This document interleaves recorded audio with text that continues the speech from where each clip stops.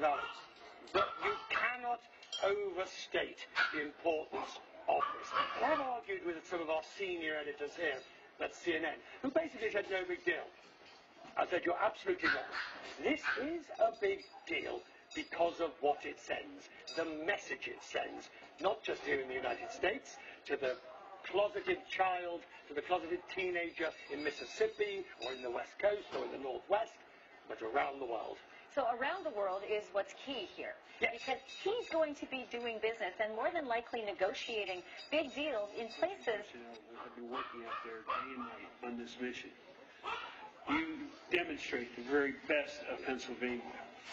Just today, when I was in the western part of the state, I ran into a couple from here in Pike County who were on their way to Western County, and they talked about nothing more than what was happening here in their support. This could clearly end up in a runoff.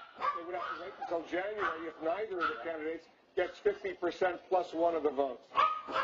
Right. Well, the way to understand the big picture is that Democrats are defending 7 seats in states that voted for Mitt Romney in 2012. All 7 of those are vulnerable to a significant extent. Democrats have the best chance of holding North Carolina, Alaska. Then you've got the next tier, 4 Democratic-held Senate seats in states that voted both times for Obama: Colorado, New Hampshire, Iowa, and Michigan. The first 3 of those are vulnerable. Democrats, if they lose anything... Everything, I actually have room to grieve.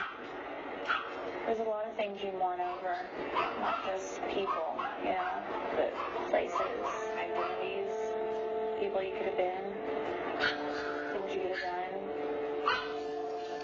Late that night, Hilberline's transfer comes through. She is awoken and told she is being sent to prison. The next day, Hilberline's best friend, Adrienne Dixon, recalls their hurt goodbyes. She came over and she was crying. She told me to be good. I got to talk to her for a little bit, give her a hug and stuff. And she drew me a picture of her hand. And then like, always hold my hand. She's supporting. She's scared, I think. But I think what's interesting is, we've been talking about Renee Zellweger, right? It's the plastic surgery that she had because she's living in Hollywood, and there's Renee, the old Renee, the new Renee. Are you sure she had plastic surgery? No, she denies that she did. She had plastic surgery. Come on. But I think that, I at that point said, it's fine. So what Renee Zellweger did that. She's living in this society that requires women to look a certain way if they want the job that she has.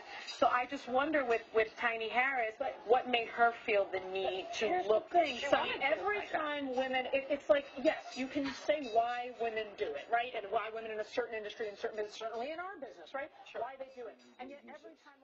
Is it A, Turkey, B, the United States, C, China, or D, Russia? Stay tuned and we'll tell you the correct answer. This week's Book of the Week is Walter Isaacson's The Innovator.